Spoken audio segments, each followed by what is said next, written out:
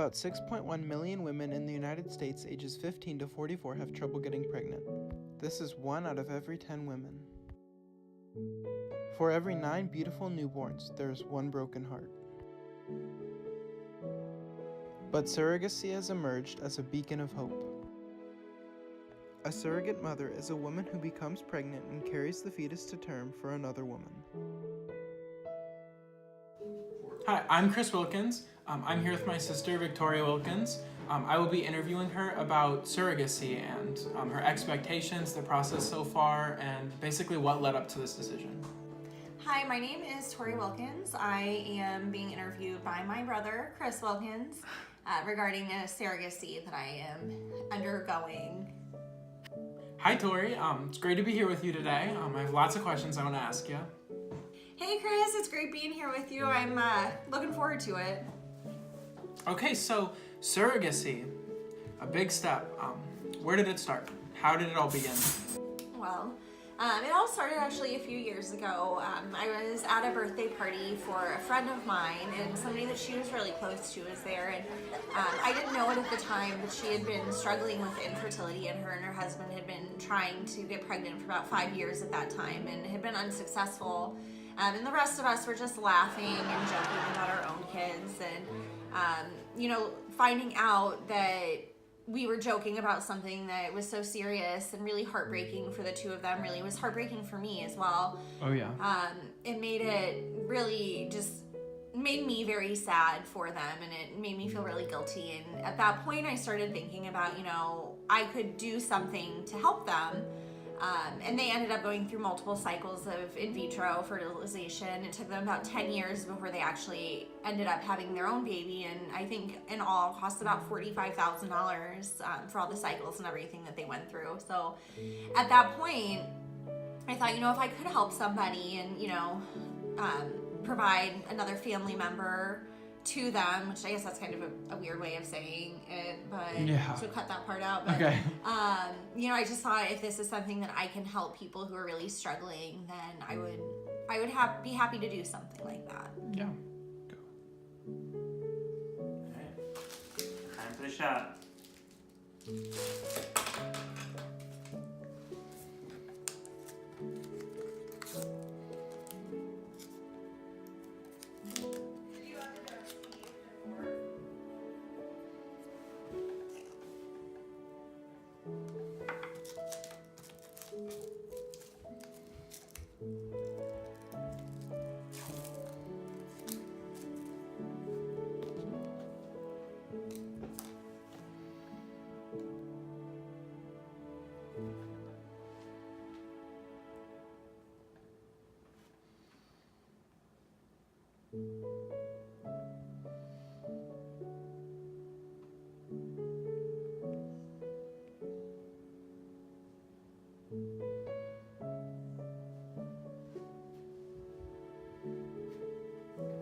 So after you decided to take this step, where did it go next? What did you have to do?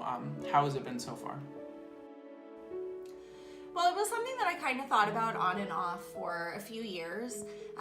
You can go through agencies. They'll match you with people. They'll just kind of say, what is your process? Give me some information about yourself. They'll give you information about families and do the matching.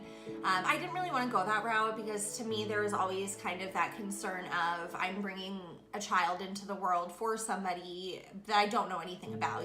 What if they end up being horrible parents, or CPS takes the kids away, or whatever may happen. I didn't want that burden. Even though it's not my biological child, it's something that I did give life to. So I kind of let it go for a while, and I mentioned it to my sister that it was something that I considered doing. And a few weeks later, maybe a month later, she reached out to me to tell me that a good friend of hers actually had been looking for somebody to be a gestational carrier for her and her husband. She had a biological child, but had really bad medical issues, which made it so that she couldn't medically carry another baby. So they had been looking for somebody to do it for them, and it just kind of fell together at that point, as it was something that I had been thinking about doing, and also somebody that we knew and I had met before that was in need of it. Surrogacy benefits a variety of groups. women struggling with infertility, LGBT couples, even responsible single parents. Yeah, I think this is such a great step, but I know that there is a big stigma attached to surrogacy, and I was just wondering how you deal with it and what kind of issues that you think you'll have to face with this. Yeah, there absolutely is. Just I think with infertility in general, there's a big stigma against it and behind it, that it's something that doesn't get talked about a lot. With the amount of men and women and families that do suffer from infertility issues, and it's not something that you talk about. You're never going to go up to the street and to someone on the street and be like, hey, are you infertile? Not that you should ever do that anyway, but just with the number of people who struggle and go through in vitro and have miscarriages and have to do all sorts of tracking just to get pregnant, it's something that's not talked about. And the more that it becomes destigmatized and normalized, the more you hear about it. But I think that with this, there's definitely going to be a process with people asking me about it and congratulating me and doing all those things. And then just, having that conversation, I guess, with myself to decide who do I tell what. Obviously, the people who I'm going to be around a lot know or will know, my close friends and family, but, people at work and strangers and things that it's a weird conversation to have. And it's actually illegal in some states, like Michigan. I'm actually contractually banned from going to Michigan after viability. So there are states that make it very difficult. Like if I went into labor in the state of Michigan, then I would be the legal parent of the child. We'd have to go through all sorts of hoops.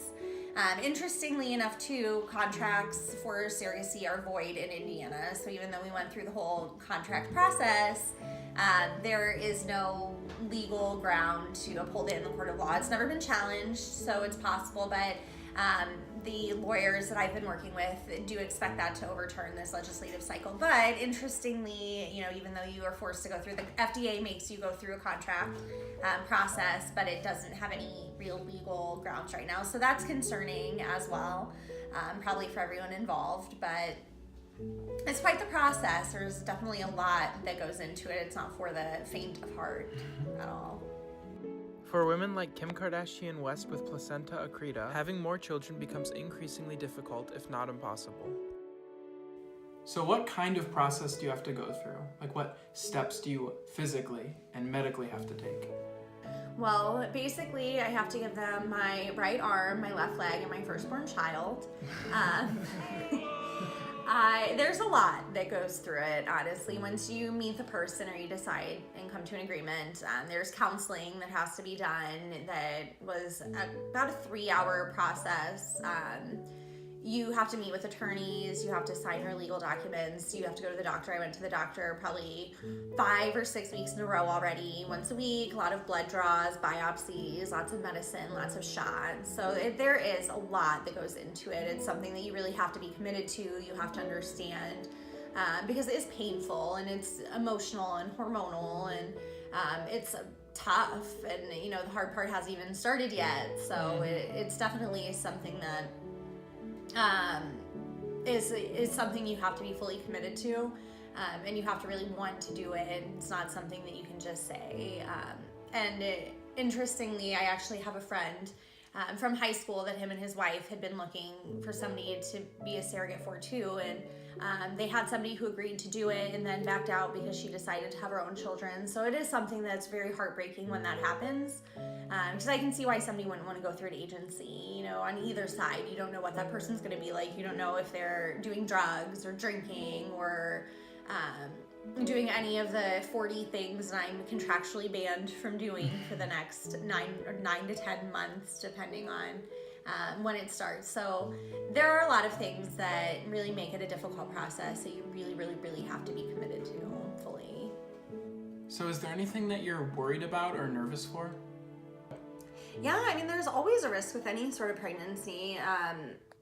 Sickness, death, even all sorts of things. And it is scary when you're taking that risk for somebody else. It's not for yourself. It's not for your own family. It's for somebody else's. And it is scary, but I think that the odds and risks are pretty low, thankfully. There are great doctors here, great hospitals and everything. And I have no reason to think that there is a high risk. So while there is one and it is scary to think about, I think that it will be okay. So I just have to, believe that and hope for the best. Many surrogates fear the post-birth transfer to the parents. They must give up the baby they nurtured in their womb, breaking a 9-month bond. So what kind of responses have you gotten from your family, friends, acquaintances, people you know? Actually, it has been surprisingly positive. I was expecting people to tell me that I'm crazy and ask me, what's wrong with you?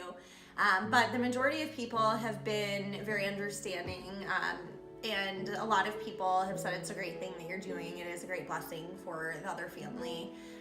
So it's been a lot better than I was expecting. I think that is part of, the destigmatization that's kind of happening about infertility and surrogacy. And I do think that a lot of celebrities that have gone through it, regardless of our beliefs and agreements or disagreements with those celebrities that are doing it, I do think that has been a very positive thing in the scope of infertility issues, surrogacy, and all sorts of things that come along with it. Yeah. Well, thank you so much for taking the time to talk with me today. You're welcome, Chris. It's been great speaking with you.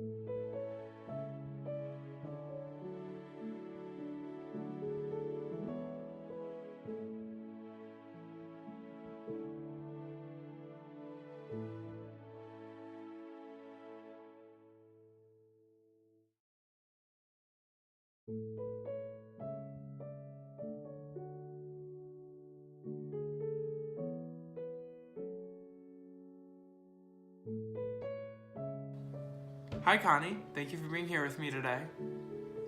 Hi, Chris. Thanks for asking me to speak with you today. So, Connie, what was your reaction when Tori told you that she was going to be a surrogate mother? Well, I'll be honest, at first I was totally against the idea. Since I'm a nurse, the first thing that comes floating into my mind is all the things that could possibly go wrong.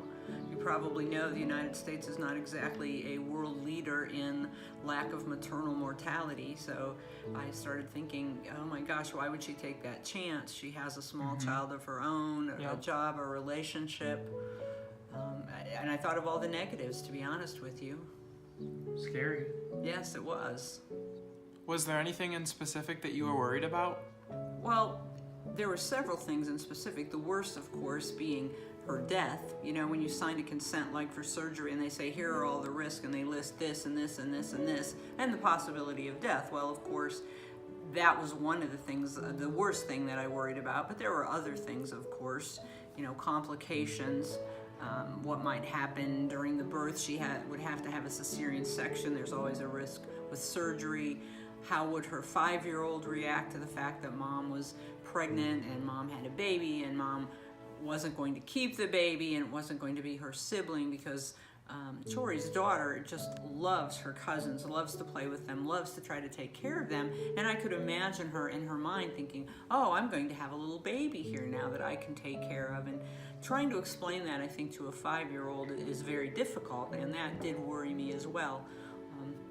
After, of course, my main concerns about her health. So, did at some point you ever become more accepting of this decision? Actually, I did, though interestingly, she went ahead with the process and didn't tell me for a long time because she thought I would be really upset with her. So by the time she actually told me, hey, I'm going to be a surrogate, and I remember she told me when she was at home and we were all eating dinner, oh, by the way, Mom, I'm going to be a surrogate. I'm going through it and I'm going to do the implantation and everything. By then I had thought it over, and honestly, I mean, she's an adult and it really is her decision, so I didn't make any kind of attempt to change her mind or talk her out of it at that point, because it really is her decision. So now we'll turn to Chris Wilkins and see his perspective of when Tori told her mother that she would be a surrogate. So we're just sitting there eating breakfast as a family, pretty early in the morning. I just woke up, hair's a mess, and I walk out there and I sit down and Tori's just like, I'm gonna be a surrogate. And there's just this pause and everyone was like, what? Like, did I hear her right? And then the first thing that my mom said was, okay. Like, it wasn't a big deal, you know? And I know Tori spent all these months like worrying about this decision and what mom would think and all the consequences, but in the end, everyone was okay with it. Thank you, Chris. So Connie, what was it like preparing her for the surrogacy? Well, obviously, IVF is a very complex medical procedure. She had to have all kinds of tests, all kinds of injections. She did spend a few days at our home while she was working at another job here in Fort Wayne, and I had to give her some of the injections. She had to have them twice a day for a period of time and then once a day. Those hormones affect your mood, your emotions. It's a very difficult time. I also, of course, was wanting to know more about the donor, the family that she would be carrying the embryo for, and it turns out I did know the mother, at least, a very, very nice lady.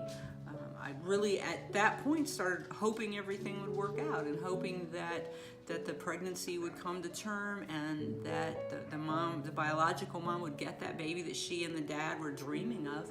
I had a lot of questions for Tori about the process, which has changed a lot since I ever went to nursing school. The success rate years ago was probably 20%, and now she was telling me it's around 80%, which is just an amazing difference. Not that 80% get babies, but 80% actually become pregnant through IVF. And it's really a fascinating thing. And I wanted to know more details about that. They had to do a test cycle to see if the lining of her uterus was thick enough and that was going to work. And they had to do just all kinds of things, which meant she had to have those injections, not just one time, but then again before they'd actually try to implant the embryo. So it was a lot. It was really a lot, more than I even as a nurse expected. But then I'm not a fertility nurse either. Thank you. So, what do you think about what happened with the miscarriage? Well, I had honestly been very happy when I first found out that she was pregnant and the implantation had worked. She even sent me a little ultrasound picture of the blastocyst, and it looked like it was implanting right in the lining of her uterus. And then about 10 days or so later, she did an at-home pregnancy test, sent me a picture of that. That showed, yes, she was pregnant.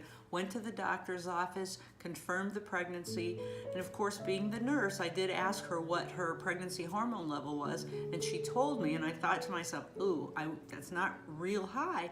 And she did tell me later the doctor had told her it was on the low side, but it was about 7 points higher than he would be worried. So she went a couple days later, and the hormone level had barely increased at all. And he told her at that point she was going to miscarry it, which I had honestly felt might be happening from the beginning. And I did feel really sad. I mean, we'd gotten excited about it, happy for everyone. And I think in this case, when there's a potential baby involved, just all the negative things that might possibly happen go to the back of your mind, and you just start thinking about all the positives and the happiness there. So then it was very sad. And then I worried about her actually having to go through the miscarriage because it is painful. It's not easy, and it's a very sad time, I think. And then you have all the hormones out of whack, and then there's the decision about, do you do it again? Do you go through all those things and make another try? But overall, I think surrogacy is a wonderful thing. To give that gift to someone who can't have that child on their own, I do think is a wonderful thing, and I'm glad that she did it. Well, thank you for being here with us today and talking a little about your experience, Connie. Oh, you're very welcome. Thanks for asking me to participate.